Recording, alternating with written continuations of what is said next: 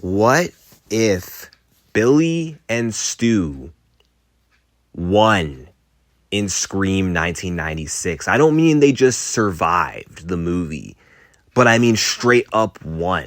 Straight up, their plan worked out. They killed Sidney Prescott, and then they killed Sidney's dad, and then they framed Sidney's dad for it. And both of them, they got away with it. They were painted out to be the victims. What if things had gone Billy Loomis's way?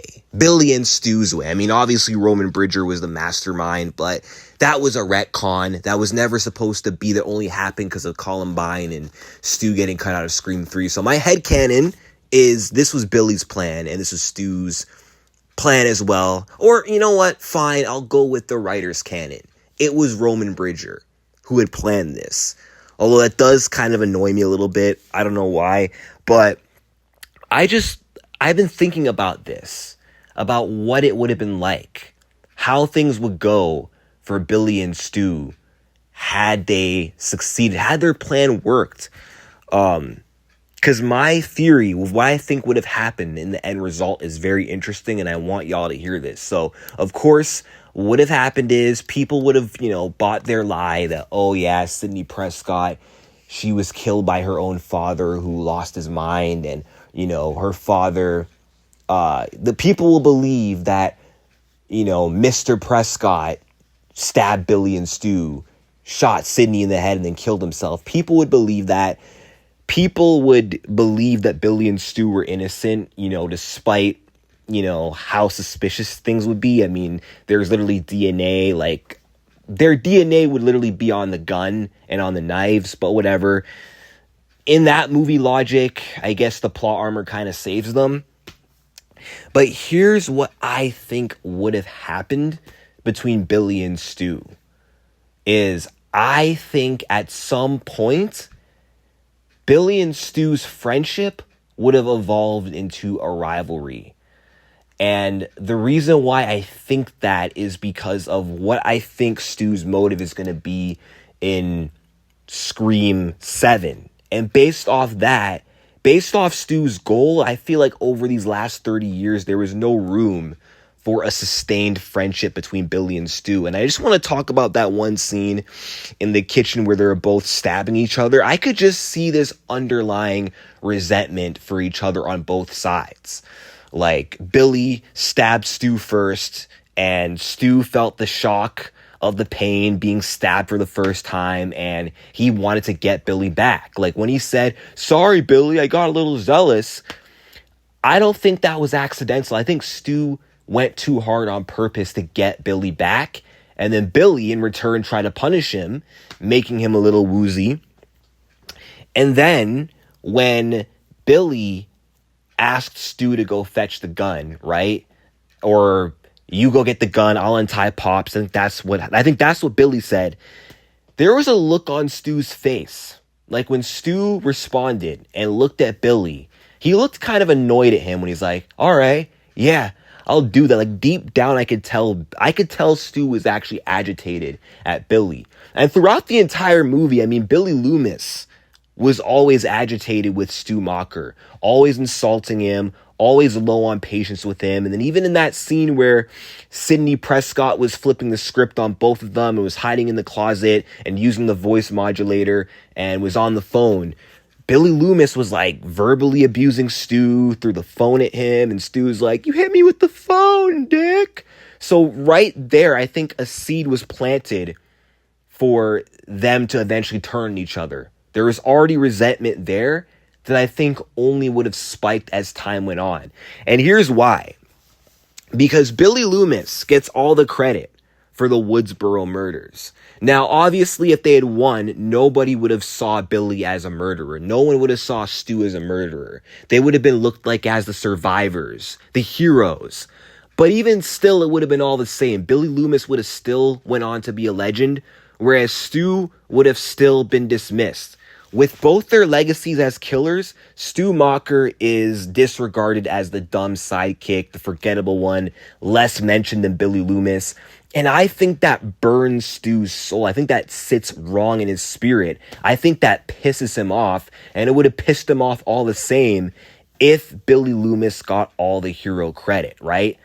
And I do think going forward, they still would have continued doing more Ghostface killings in the long run, but they would have continued to fabricate new stories, frame new people with the goal of, don't get caught, frame people, don't get caught.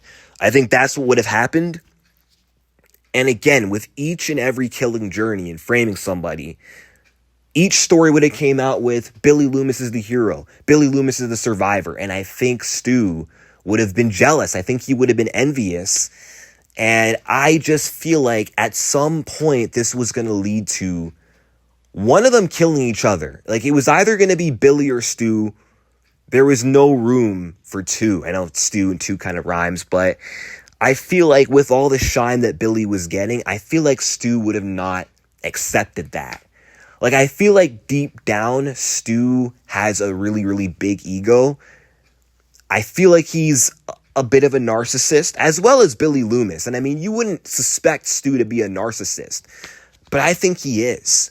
When he was on the phone with Tara in Scream 5, because that was him on the phone, when Tara was asked who were the killers in Stab, or I think he asked a trap question. Who was the killer? I don't think he said killers plural. I'd have to watch it again.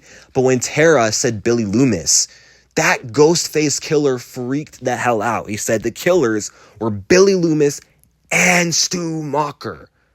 I'm sorry, that is not correct. Like, he was offended. He was pissed. That had to be Stu. And if that was Stu, I think that kind of fits the whole narcissistic role. And I do think his motive in Scream 7, it's going to be outshining Billy Loomis in a way, not just reaching Billy Loomis level. I think he wants to be bigger. I think he wants to be an icon or an iconic Ghostface bigger than Billy Loomis. That's what I think his end goal is. Not just revenge on Sidney, but upping the score with Billy. I think he's sick of Billy getting all the shine. And also, he literally was the mastermind behind Scream 5 and 6, and he had something to do with the attacks on Sam and Tara. And Sam is the daughter of Billy Loomis. And you'd think if Stu was that loyal to Billy, you'd think that he would look at, the Loomis legacy as sacred, that he wouldn't want to kill off Billy's daughter. But the fact that he was willing to get Billy's daughter killed, that just tells me a lot of what I need to know. And that just tells me that there is no way that if they would have succeeded in Scream 1, that these two would have remained buddies. Like, they would have became rivals. They would have became enemies. Billy would have continued to use Stu, to disrespect him. Billy never treated Stu Macher like a true friend. He was never loyal or faithful to him. He only saw Stu as being useful for being the muscle, the guy who loves the thrill of the kills and does it because it's fun. Therefore, he does all the deeds. He didn't look at him as like, oh my gosh, Billy's my best friend. He doesn't care about, oh my gosh, Stu is my best friend. He does not care about Stu in that way. Now, I think Stu, in a way, was a little more loyal to Billy, but I think Stu would have recognized that Billy doesn't respect me. Billy doesn't truly care about me. And I think that would have further seasoned the resentment that Stu was already feeling towards Billy Loomis. Hence why I do think they would have became enemies. Billy would have went on to be more disrespectful, more agitated with Stu Macher, and that would have only made Stu more angry. So yeah, given all those factors, I think that these two would have went on to hate each other, and it would have shown, and either Stu would have killed Billy or Billy would have killed Stu. There's no in between. But let me know what you guys think in the comment section down below. Am I reaching or am I onto something? Every time I think about this, I can't help but think this would have been a rivalry. And it may have not been all glitz and glamour.